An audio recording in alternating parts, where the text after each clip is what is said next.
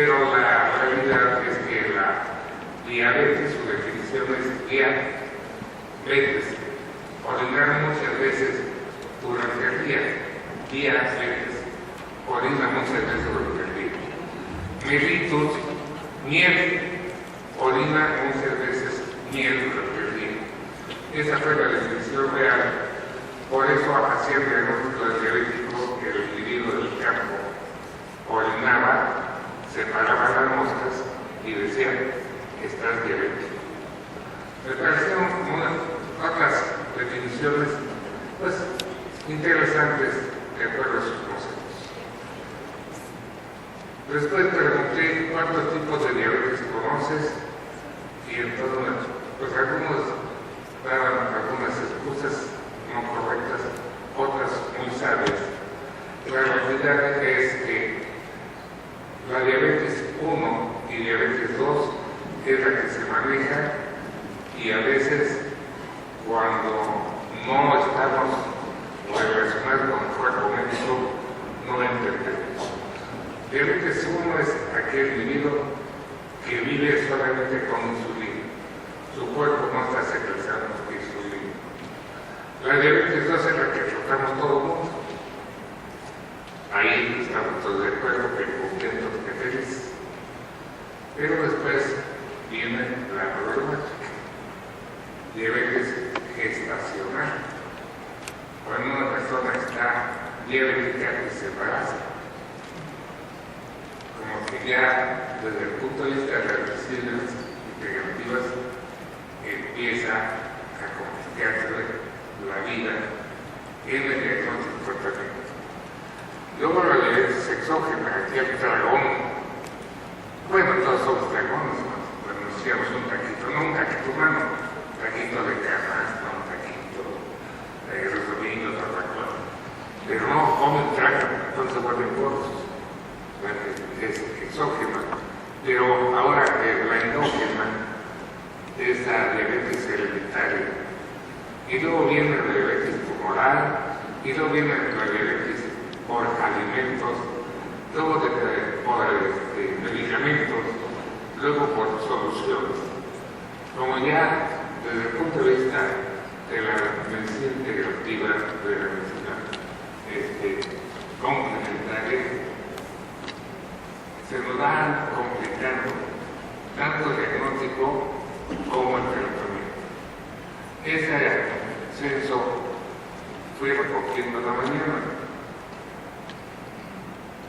Cuando vi aquí en la mesa que de la hermana República de Argentina nos acompañaba su lo que han mandado de Argentina, decía el padre que falleció, México es Guilletón, que también aplaude. ¿Cómo le vamos a recibir? ¿Con un cacaroto?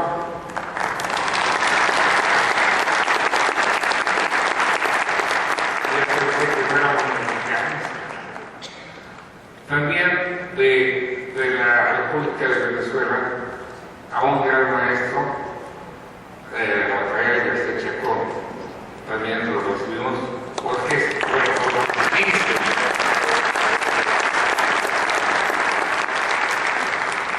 de la República Mexicana de Michoacán, pues aquí nada más que Aurora Mendoza. Tenemos aquí la cura república, ¿sí? Pero cuando me dijeron que iba a participar con nosotros una gran científica de Francia, y cuando dicen Francia, para mí me trae grandes recuerdos. Mis primeros maestros que me enseñan fueron franceses y que como no teníamos los recursos que tiene ahora, nos enseñaron a utilizar el ojo clínico. Qué grandes maestros. No aprobamos el examen si no hacemos el diagnóstico por medio de ver al paciente de arriba abajo, no le preguntábamos nada, dábamos el diagnóstico. Si aprobábamos, pasábamos. Y si no, otra vez, otro año, aprobábamos la clínica. gracias a eso aprendimos. Cuando dicen, viene una gran maestra de Francia,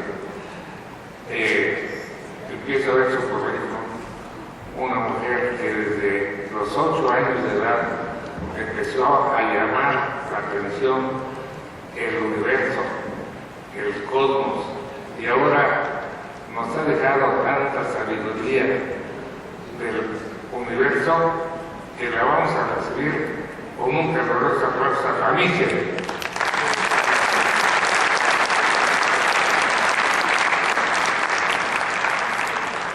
Creo que con esta introducción como que ya tenemos un sabor de sabiduría. Vamos a seguir la siguiente metodología.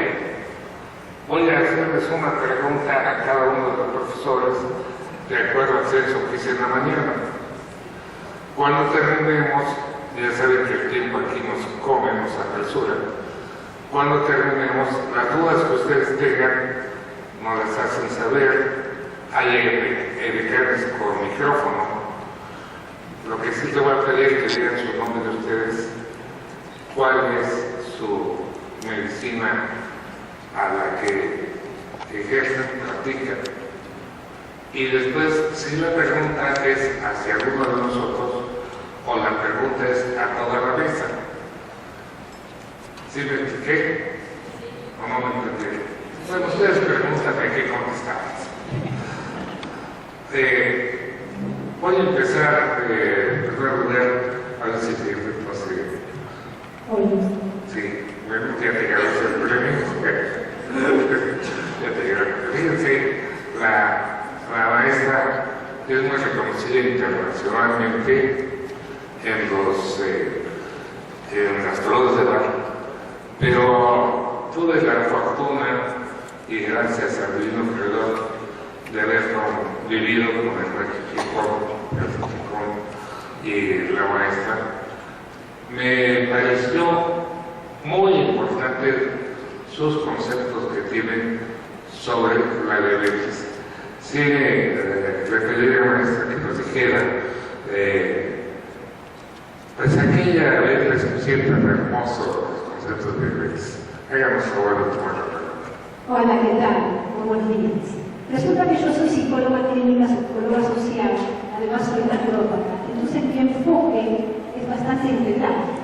Me adjudico como psicóloga, entonces voy a hablar el enfoque de las causas, ya que son diabetes multifactorial, el enfoque de la causa sobre todo psicológica del pensamiento, de las emociones y de las conductas que muchas veces proponen las personas que enferman o padecen diabetes.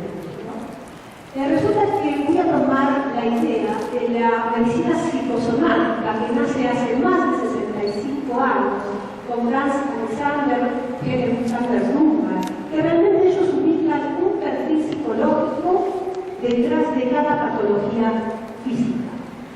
También voy a tomar un poco sobre la psiconeuroendocrinología, que tiene una antigüedad de unos 40 años, y estas nos promueven que cualquier alteración psicológica y emocional produce una alteración justamente en el eje hipotálamo-hipófisis adrenal.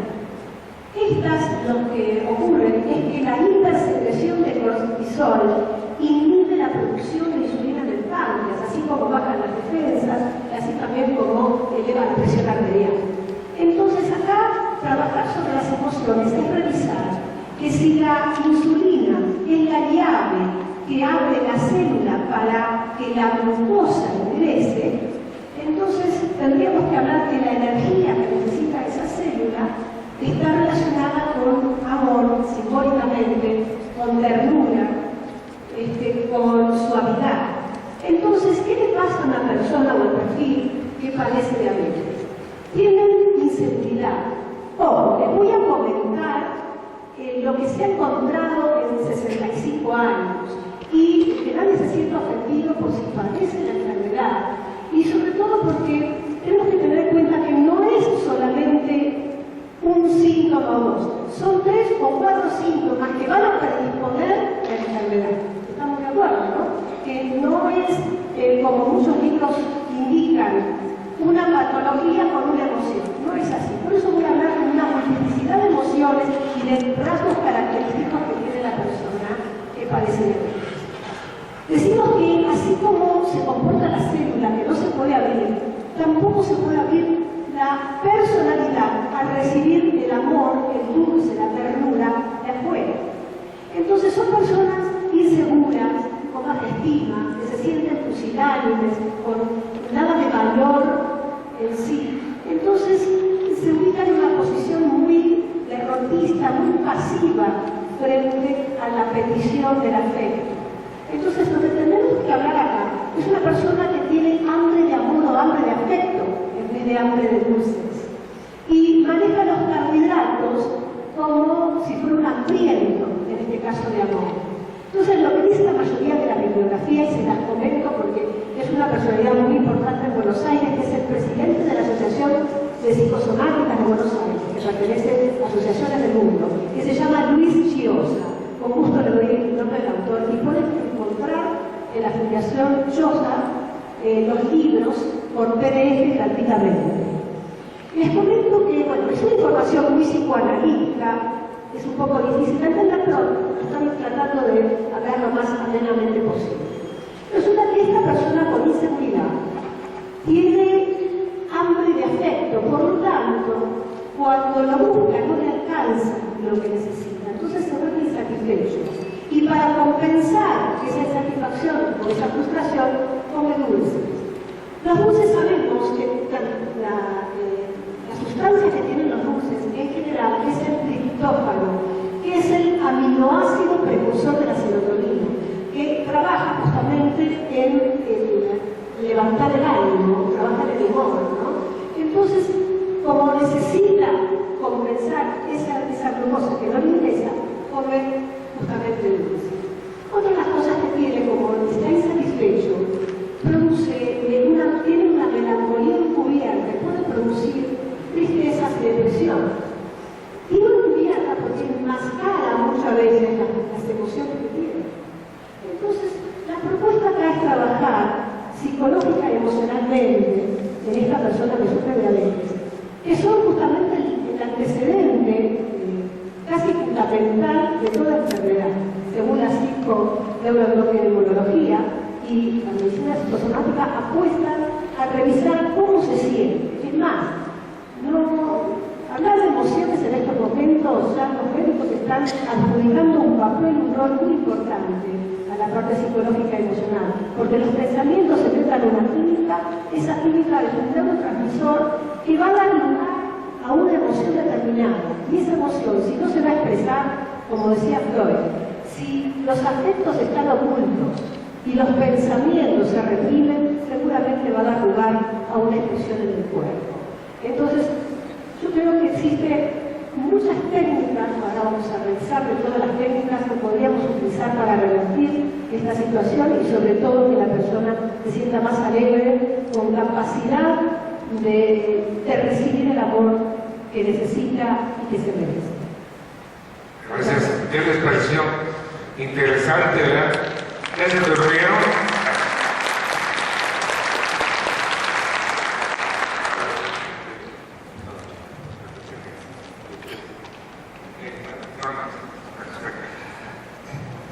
Voy a abusar de esa amistad que nos brinda el maestro Rafael García Chacón.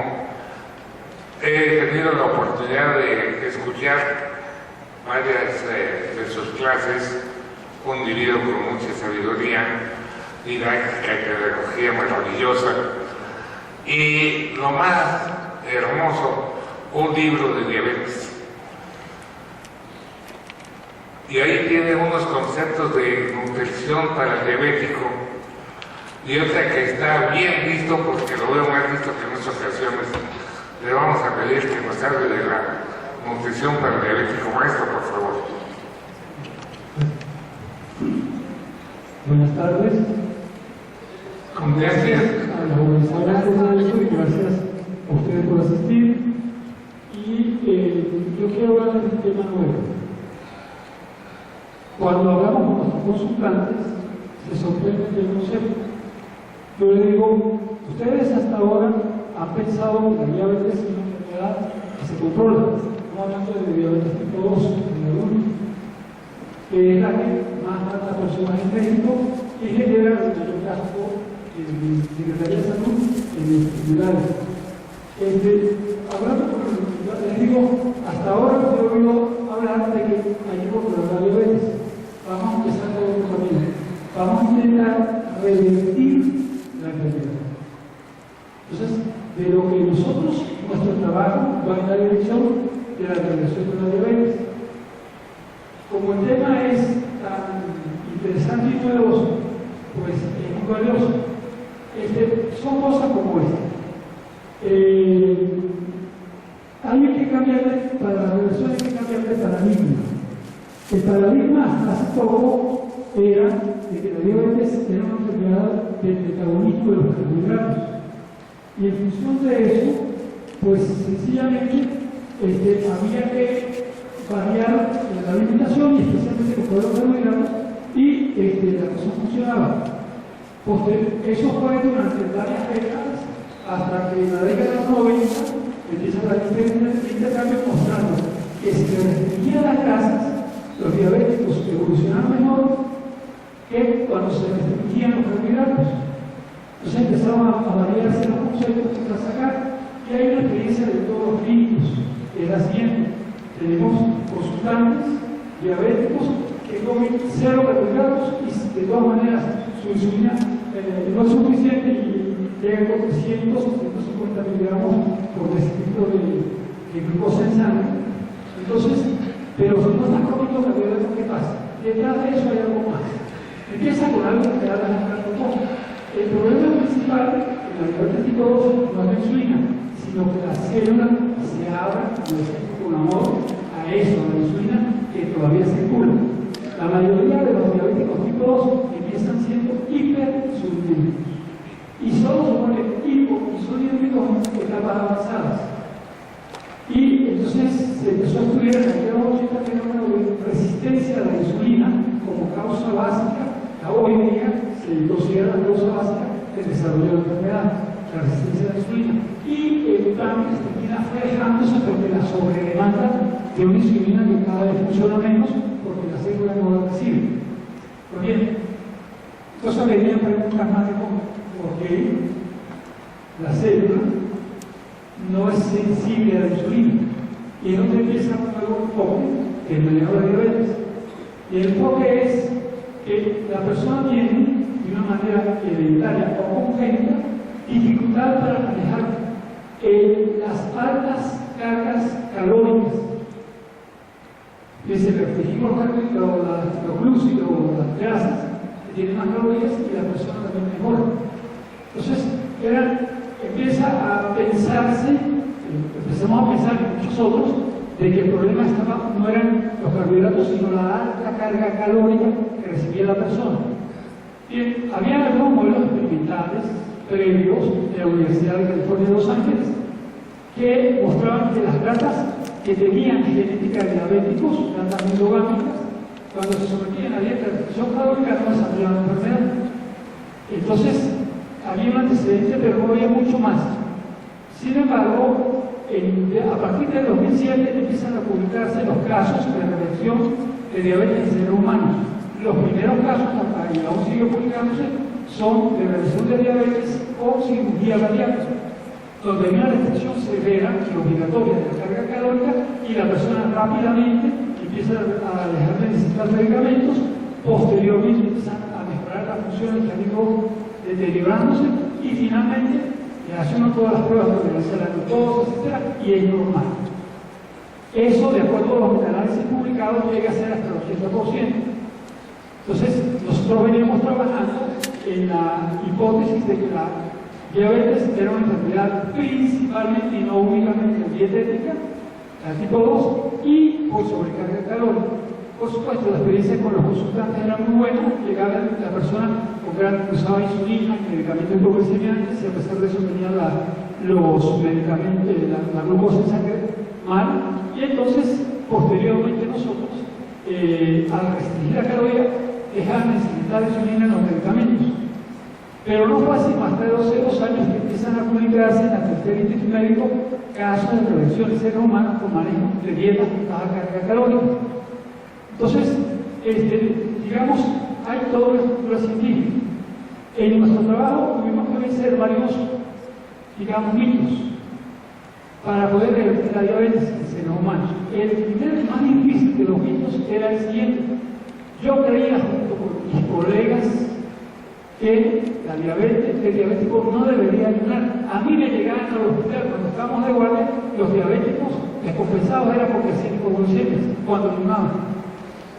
Entonces, de ahí a saltar y darse cuenta de que el ayuno es un recurso terapéutico para lograr revertir la diabetes, hay un mundo, un abismo de diferencia. Bien, ese problema lo superamos. Ahora es muy sencillo, sencillamente decimos al diabético, durante el proceso de ayuno no puede pedir ni inyectarse nada que le baje el azúcar, ni glúcido medicinante, ni insulina, porque si no va a ser hipoglucemias que son, ahí es lo primero que hay que evitar en un régimen de este tipo. Entonces, pues el primer paradigma que pudimos vencer, y el más difícil, era que el diabético puede y debe ayunarse y revertirlo. Y el segundo paradigma que tuvimos que ver, un poco más tarde, era más difícil de ver, pero terminamos, era otra cosa que le decíamos a los diabéticos antes, era que evitaran las frutas, especialmente las frutas dulces. De ahí a decirle, sustituya todos los alimentos que puedan por frutas, un salto gigantesco. Pero no era cuando estamos en la clase de posgrado, los alumnos empiezan a hablar de diabetes y de que el azúcar, que yo no sé qué, que no consuma frutas dulces porque tiene mucho azúcar, es poco esta tarea para mañana.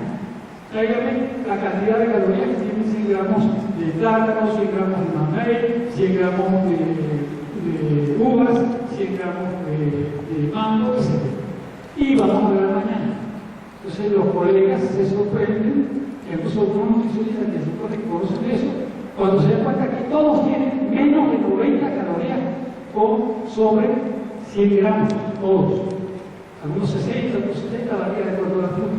Y que los carbohidratos tienen 400, las proteínas tienen 400, la grasa 900 por 100 gramos, y que es preferible llenarse con alimentos de baja densidad calórica, alimentos por debajo de 150 miligramos por 100 mililitros, por 150 calorías por 100 miligramos. Y en función de eso pudimos romper el paradigma. Ahora nuestros diabéticos hacen una simbología de frutas para seguir mejorando su tolerancia a la insulina, y por supuesto no todos muy bien, porque sencillamente no es fácil asumir un régimen de baja carga calórica, pero los que están dispuestos a pagar el precio, la mayoría, alrededor del 80%, logran reducir su enfermedad. Muchas gracias. Qué importante que nos habla de complicaciones, y el tema es síndrome metabólico, que es la moda. Hace muchos años hablamos de alteración de los hidratos de carbono, que sea la diabetes, y hablamos de acidosis diabética, acidosis renal, estadios finales del diabético. Y aprovechando de la doctora Marlene, que es una gran urgencióloga en el Instituto Mexicano de Seguro Social, además es profesora del Instituto Politécnico Nacional, una persona muy solicitada por varios hospitales privados, y además es bien claro.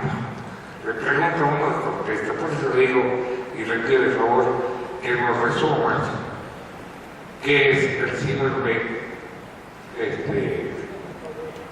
metabólico, por favor. Muchas gracias a todos. Aparte de las flores que ya mucho del doctor Peña, como siempre, también tengo un curso de alta especialidad en urgencias cardiovasculares, y él hablaba de algo que él le llamó moda.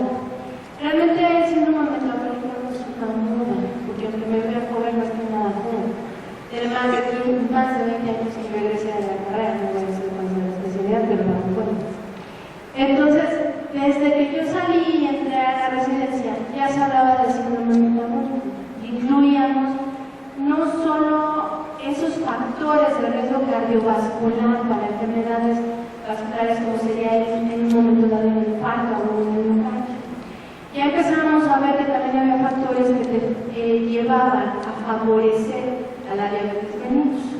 Entonces, ¿qué es lo que ha ido pasando con los años? Únicamente que la moda ha ido quitando a algunos de ellos y ahora ya no se habla tanto de que el paciente tenga ácido úrico elevado, ya lo tomamos más para personas con preeclampsia. Hemos ido modificando únicamente los factores de riesgo que te van a favorecer que hagas diabetes mellitus tipo 1, tipo 2, o que hagas alguna enfermedad cardiovascular, y toda esa serie de factores que te van a llevar a esto, como son la hipertensión, como es el sobrepeso, como es ya lo que hablaba de la insulino resistencia.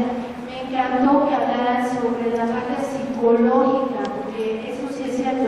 Yo les puedo decir que en 15 años de trabajar en hospitales del Departamento del Distrito Federal, del Instituto Mexicano del Seguro Social, y ver un montón de pacientes diabéticos, es cierto ese factor emocional, cómo se sienten realmente.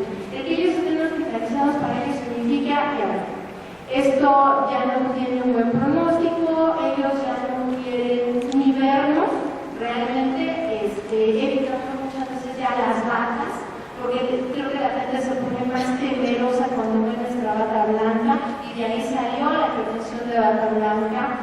El paciente se vuelve un poquito más rebelde a que tú le hables sobre la dieta, a que vaya con el nutriólogo, a que empiece a buscar ese apoyo dietético, el que le quite ese miedo a la comida. Como bien decía, el diabético cree que con dejar de comer se le va a quitar la diabetes.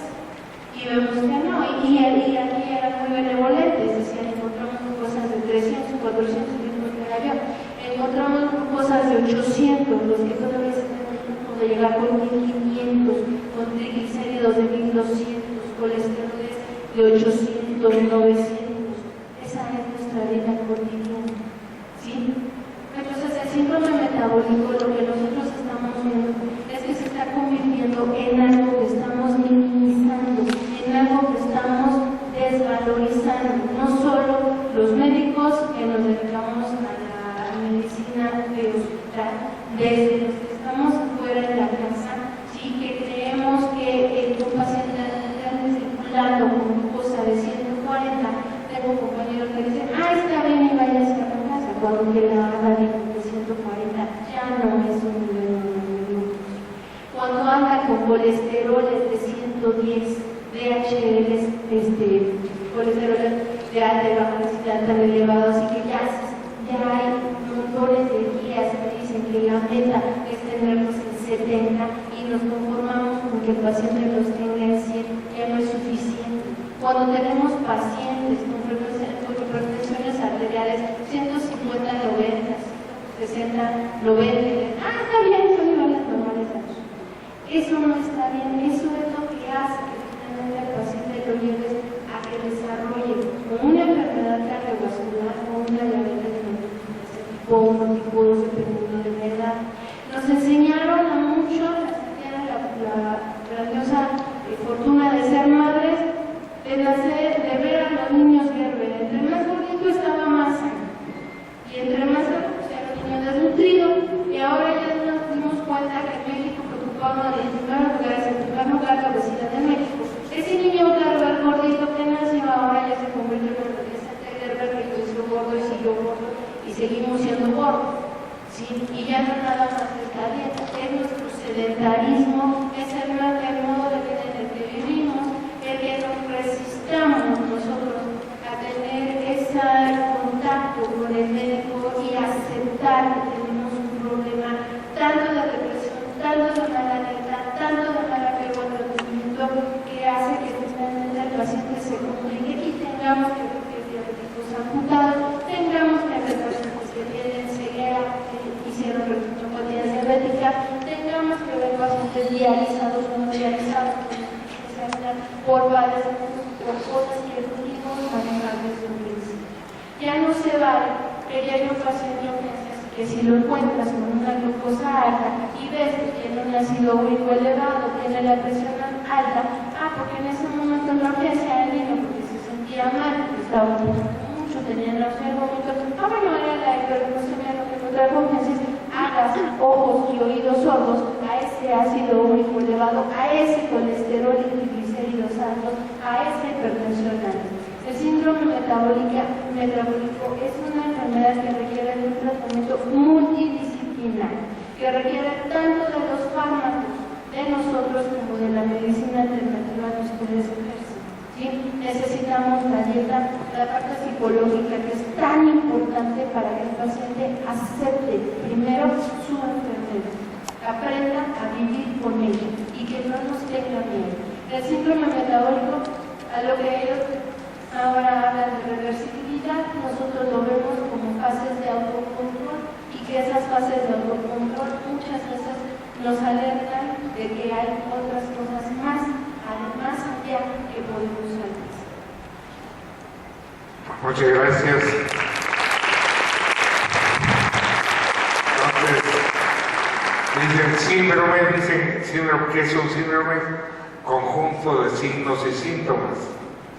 Metabólico, meta. El diabético llegó a meta bola, a hacer una bola. Dicen característico el individuo diabético que ya tiene una bola en la barriga, tiene que más de 90 centímetros de diámetro, ese ya tiene un síndrome metabólico. Y es decir, se va a ir complicando, como decía la doctora, y se va a poner tan grave que va a terminar traumado mentalmente. Qué interesante. Así es que una persona que la ven ustedes ya con un síndrome metabólico no es para que lo atienda una sola persona. Tenemos que ser un conjunto de médicos para una persona grave. Bueno, se está poniendo esto hermoso. Doctor Carranza, yo siempre lo admiro porque gracias a él, cuando era médico del Hospital de la Villa, nos prestó su hospital para que el doctor que nos acaba de enseñar la hoja larga nos enseñó la analgesia acupuntural. Él nos prestó ahí el hospital, que el maestro Rector nos enseñó la analgesia para partos, cesáreas, traumatismos heridos que llegaban ahí, y tuve la suerte de ir a aprender analgesia acupuntural, y en el hospital del ISSSTE llevamos a cabo 400 cirugías con analgesia acupuntural maxilofacial, y nada más fueron 2 puntos, 4 intestino grueso y 20 intestino grueso. Es que cosa tan interesante. A veces 7 el estómago, depende de la cirugía que se la hacía. Entonces, maestro Carranza, yo le agradezco esa oportunidad que nos dio a todos los acupunturistas, pero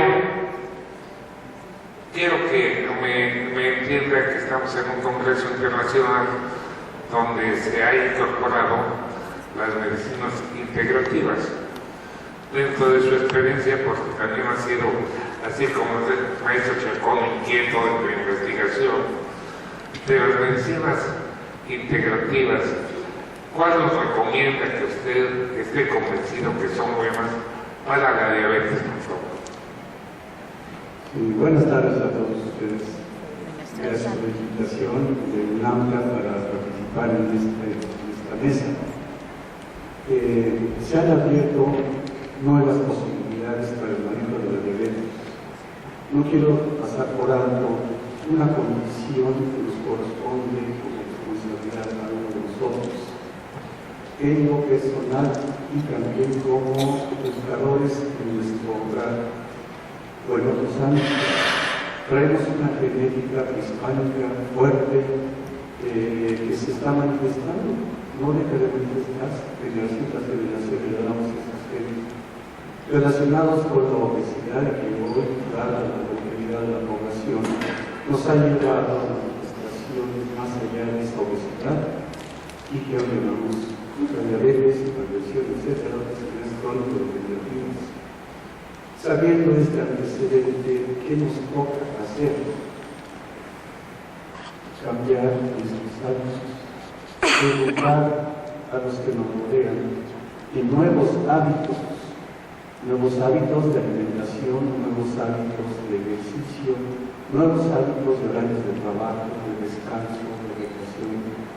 Toda la vida cotidiana la tenemos que reordenar y eso no se va a dar en una sesión de consultorio con su paciente ayudándolo. Usted debe dejar de fumar porque es muy dañino. Tiene que bajar de peso porque hace muchos años y el que está hablando tiene arriba de 100 kilos de peso. Tenemos que predicar con el ejemplo y nos es muy difícil nosotros los terapeutas, los médicos, predicar con el ejemplo. Nos ven allá afuera con la bata blanca en los puestos comiendo suadero y demás grasas, con chacón. Nos excedemos en grasas. La industria alimentaria nos tiene sobrecargados de publicidad, los niños son las víctimas de ello, y los alimentos que producen llevan dos componentes fuertes para que sepan mejor, aunque sea artificial, grasa y azúcar. Entonces, nos manipula la publicidad mucho. Algo tiene que hacer la Secretaría de Salud, puesto que conoce la situación del mexicano en números estadísticos altísimos en realidad, y que cuando vamos a ver, tal vez una generación no revierte ese número, pero hay que empezar a trabajar al respecto. Entonces, en ese contexto ahora ya tenemos muchos enfermos. Tenemos que atenderlos, ya no los podemos reciclar para educarlos y ya que lleguen a esto, es como darle vuelta al reloj de atrás y ponerlos el tiempo actual, no sabemos, no podemos este mecanismo. Hoy están enfermos, hoy tenemos que atenderlos. Hay esquemas institucionales, hay normas oficiales, pero hay muchas cosas adicionales que todavía no se van a ir científicamente en su totalidad, son vanguardistas, pero que muchos de los presentes ya estamos seguramente utilizando. Lo más tradicional son los test del horario, y se aconseja la otra tema de esta manera usada, y verás, yo he tenido resultados con ellos, te aconsejo que le lleves a cabo. Pero ya estamos a nivel de tratamientos. Pues en este nivel estamos hablando de las células madre. Esta es una terapéutica desarrollada en Francia. El doctor Maurice Bussard es el pionero en este desarrollo, no es el único. Hay otros investigadores que han trabajado contemporáneamente en esto, pero hay antecedentes más atrás en el tiempo de personas que han intentado hacer este tipo de terapia y no les ha dado el resultado deseado. Se han hecho implantes, hay cursos de psicoterapia, pero se manejaron ciertas enteras, imaginarán el resultado de células enteras intramusculares venenosas, con todo el riesgo que significa el choque de la piel. Hoy en día ya se manejan estas células de origen humano, pero tomadas de donde abundan, donde está la cantidad necesaria para generar un nuevo ser, y me refiero a la placenta. Entonces se toman muestras de tejido imaginarias al cordón umbilical, tanto del lado de la placenta como del lado del cordón umbilical, y se lleva un procesamiento de esta parte placentaria para llegar a obtener unas sustancias que se llamarían bioestimulantes o psicoestimulantes, es decir, ya no es la célula entera, es una fracción. Para esto, el doctor Rousseau Filatov es el antecedente más antiguo y formal respecto al manejo de células madre. Y es una técnica que va a aprender un compañero naturista nuestro que está a cargo del área de bioenergética y acupuntura de la tesis Tacala de la UNAM. A este método había la UNAM y actualmente se está produciendo células madres siguiendo este método del doctor Maurice Bussard en base al precursor Filatov. Muchas gracias.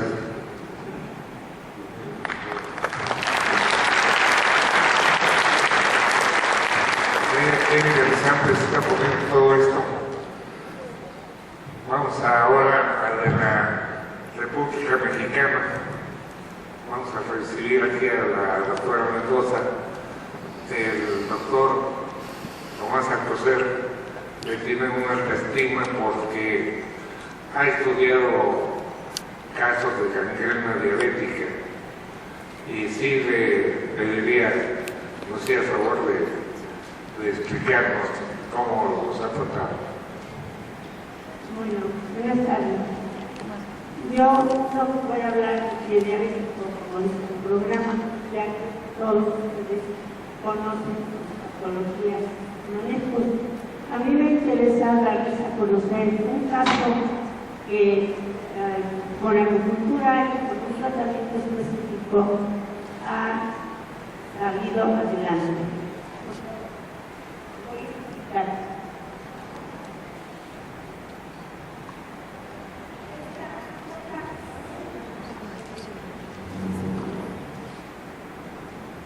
Se trata de una paciente que llega al consultorio con un pie presentando